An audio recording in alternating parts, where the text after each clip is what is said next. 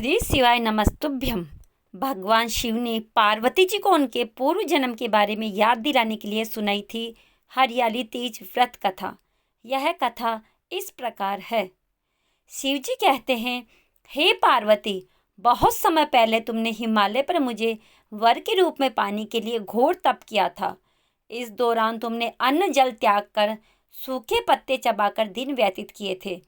किसी भी मौसम की परवाह किए बिना तुमने निरंतर तप किया था। तुम्हारी इस स्थिति को देखकर तुम्हारे पिता बहुत दुखी थे। ऐसी स्थिति में नारद जी तुम्हारे घर पधारे। जब तुम्हारे पिताजी ने नारद जी से उनके आगमन का कारण पूछा तो नारद जी बोले, हे गिरिराज, मैं भगवान विष्णु के भेजने पर यहाँ आया हूँ। आपकी कन्या की घोर तपस्या से प्रसन्न होकर वह उससे विवाह करना चाहते हैं। इस बारे में मैं आपकी राय जानना चाहता हूँ। नारद जी की बात सुनकर पर्वतराज अति प्रसन्नता के साथ बोले, हे नारद जी, यदि स्वयं भगवान विष्णु मेरी कन्या से विवाह करना चाहते हैं तो इससे बड़ी कोई बात हो ही नहीं सकती। मैं इस विवाह के लिए तैयार हूँ। फिर शिव जी पार्वती जी से कहते हैं, तुम्हारे पिता की स्वीकृति पाकर नारद जी विष्णु जी के पास गए और यह शुभ समाचार सुनाया। लेकिन जब तुम्हें इस विवाह के बारे में पता चला तो तुम्हें बहुत दुख हुआ। तुम मुझे यानी कैलाशपति शिव को मन ही मन अपना पति मान चुकी थी। तुमने अपने व्याकुल मन की बात अपनी सहेली को बताई। तुम्हारी सहेली ने सुझाव दिया कि वह तुम्हें एक घनघोर वन में ले जाकर छुपा देगी और वहां रहकर तुम शिव जी को प्राप्त करने की साधना करना। इसके बाद तुम्हारे पिता तुम्हें घर में न पाकर बड़े चिंतित और दुखी हुए। वह सोचने लगे कि यदि विष्णु जी बारात लेकर आ गए और तुम घर पर ना मिली तो क्या होगा।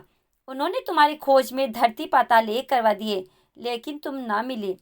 तुम वन में एक गुफा के भीतर मेरी आराधना में लीन थी। भाद्रपद तृतीया शुक्ल को तुमने रेत से एक शिवलिंग का निर्माण कर मेरी आराधना की, जिससे प्रसन्न होकर मैंने तुम्हारी मनोकामना पूर्ण की। इसके बाद तुमने अपने पिता से कहा कि पिताजी, मैंने अपने जीवन का लंबा समय भगवान शिव की तपस्या में बिताया है और भगवान शिव ने मेरी तपस्या से प्रसन्न होकर मुझे स्वीकार भी कर लिया है। अब मैं आपके साथ एक ही शर्त पर चलूंगी कि आप मेरा विवाह भगवान के शिव के साथ ही करेंगे। पर्वतराज ने तुम्हारी इच्छा स्वीकार कर ली और तुम्हें घर वापस ले गए। कुछ समय बाद उन्होंने पूरे विधि विधान से हमारा विवाह किया। भगवान शिव ने इसके बाद कहा कि हे पार्वती, तृतीया को तुमने मेरी आराधना करके जो व्रत किया था उसी के परिणाम स्वरूप हम दोनों का विवाह संभव हो चुका। इस व्रत का महत्व यह है कि मैं इस व्रत को पूर्ण निष्ठा से करने वाली प्रत्येक स्त्री को मनवांछित फल देता हूँ।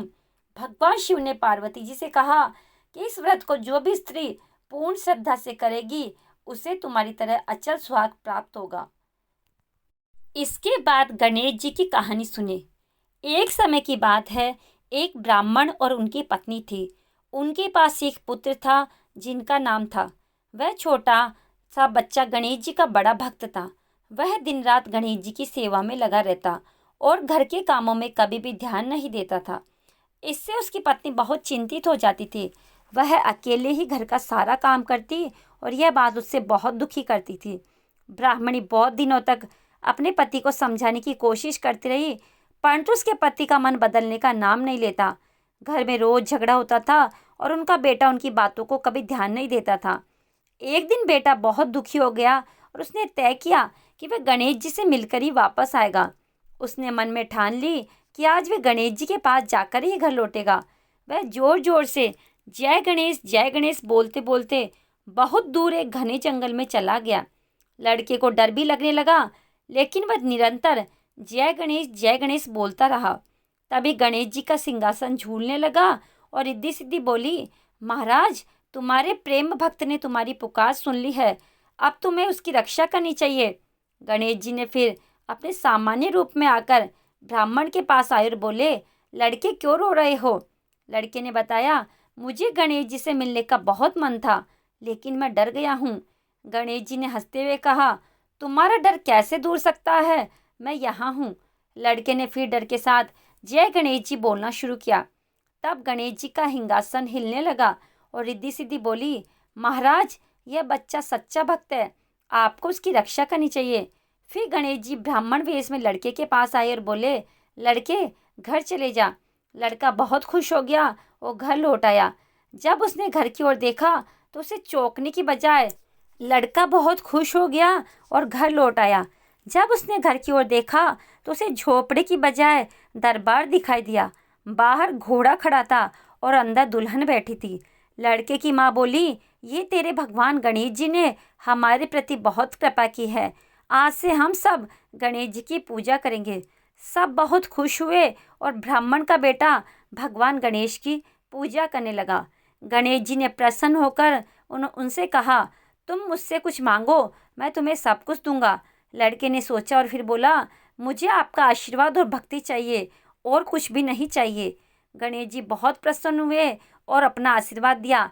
इसके बाद उनके घर में सुख शांति बरसने लगी और उनके बेटे को सब धन धान्य प्राप्त हुआ। बोलो गणेश जी महाराज की जय। अगर आपको ये कहानी पसंद आई है तो वीडियो को लाइक और चैनल को सब्सक्राइब अवश्य करें। जय गणेश जी महाराज। बोलो शंकर भगवान की जय।